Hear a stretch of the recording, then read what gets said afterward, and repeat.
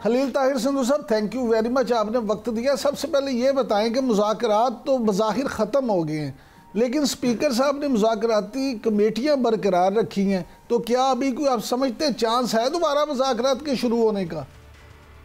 जी बहुत शुक्रिया इमरान यकूब साहब। You being as a very senior and seasoned anchor person, मैं समझता हूँ कि आप ये बात ज़रूर समझेंगे कि स्पीकर साहब ने फिर भी एक आला रवायत का मुजाहरा किया है और अभी तक उन्होंने डी नोटिफाई कमेटीज़ नहीं की कि शायद, लेकिन अगर ये नहीं करना चाहते तो फिर ये इनकी मर्ज़ी है।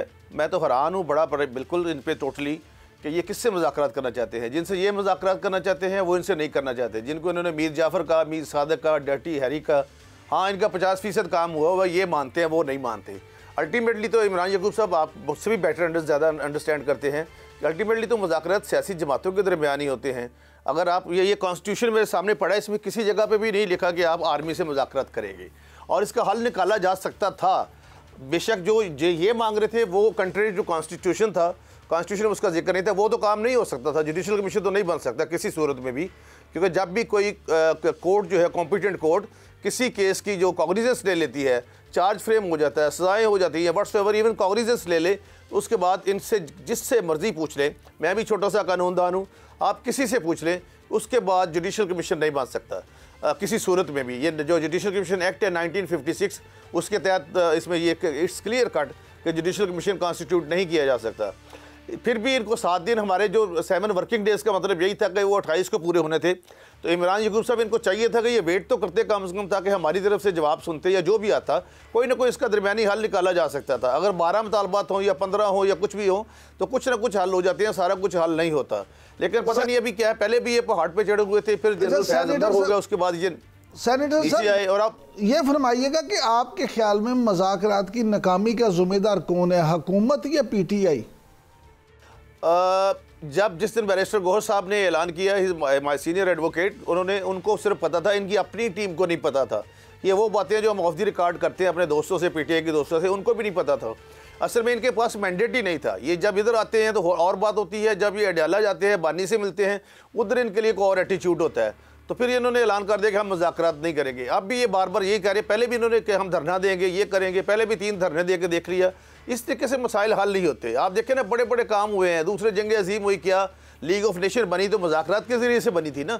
इस तरीके से तो नहीं हो सकता कि जो ये कहें मतलब अनोखा लाडला खेले को मांगे है चांद, ऐसे इमरान यकूब साहब नहीं हो सकता। तो मैं तो टोटल हाँ वेट करते हैं हम, अगर किसी बात से ना करते 28 को तो फिर जिम्मेदारी हम पे आयद होती थी। इन्होंने तो बिल्कुल वेट ही नहीं किया और 7 वर्किंग डेज़ का इनको मतलब भी समझ नहीं आया। हालांकि there are so many competent people in the मुज़ाकराती टीम, लेकिन इन्होंने नहीं वेट किया और ख़ुद ही उसको ख़त्म कर दिया। इसके बावजूद आप देखिए कि प्राइम मिनिस्टर साहब ने, मियां मोहम्मद शहबाज साहब ने इनको दावत दी है, उसका भी इन्होंने, आज मैं देख रहा था कि अली गौर साहब मजाक उड़ा रहे थे कि ये बिल्कुल जिस तरह से तमस्कराना लहजा होता है, और तो ये अच्छी बात नहीं है। अब किससे मुज़ाकरात करें, ना ये किसी चीज़ को मानते हैं। इनके ज़हन में पता नहीं क्या सवार है, जो इनके ज़हन में सवार था वो भी ख़त्म हो गया कि शायद ट्रंप आ जाएगा तो पता नहीं क्या हो जाएगा, कुछ नहीं होगा। दोनों इंडिपेंडेंस। संधू साहब ये फरमाइएगा कि PTI के कुछ रहनुमा तो ये कहते हैं कि जी वज़ीर आज़म जो है मियाँ शहबाज शरीफ साहब, ये तो पर्ची आने पे मुज़ाकरात के लिए राज़ी हो जाते हैं। तो ये पर्ची, किस पर्ची का जिक्र करते हैं, कहाँ से आती है वो पर्ची?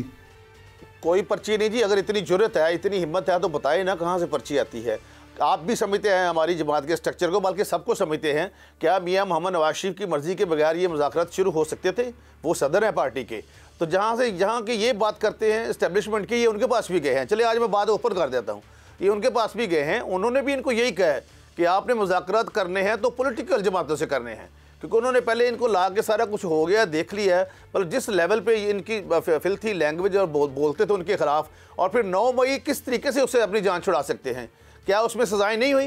क्या उस फैसले को उन्होंने तस्लीम करके रहम की अपील नहीं की? मैं एज ए लॉयर ये कह रहा हूँ कि मैं रहम की अपील उसी वक्त मर्सी पिटीशन करूँगा जब उस फैसले को तस्लीम करूँगा। उसके बाद इनके लोगों को रहाई नहीं मिली, तो अब ये फिर उन लोगों का इन्होंने इस्तकबाल किया, उनको इन्होंने हाथ डाले, और वही वकील थे इनके जो उनके आम दूसरे अदारों में केसेस में वकील है, हमारे काबिल एहतराम भाई जो वकला हैं। तो इसलिए मुझे नहीं समझ कि इनके क्या कोई जोम है किसी बात का, लेकिन ये होता है। हम ठीक है, लोग इनके साथ भी होंगे, लोग सबके साथ होते हैं, लेकिन ये जो होती है ना जी शख्सियत परस्ती, इट्स वेरी डेंजरस है इमरान याकूब साहब, वेरी डेंजरस। ये बहुत खतरनाक होती है, ये शेख सईद परस्ती के आसार में पड़े हुए हैं।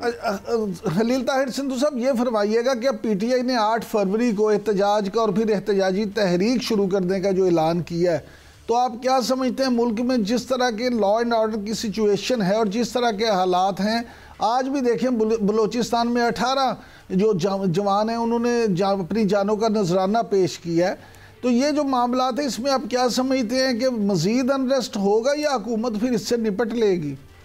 जी, इनको कोशिश करनी चाहिए। हमने आज वज़ीर दाखिला साहब ने भी कहा कि हमने अगर इनकी बात आएगी तो हमने रिक्वेस्ट की है आप ऐसा ना करें। पहले भी इन्होंने 3 धरने दे के देख लिया, इनको कुछ हासिल नहीं हुआ। तहरीक चला के देख लिया, कुछ हासिल नहीं हुआ।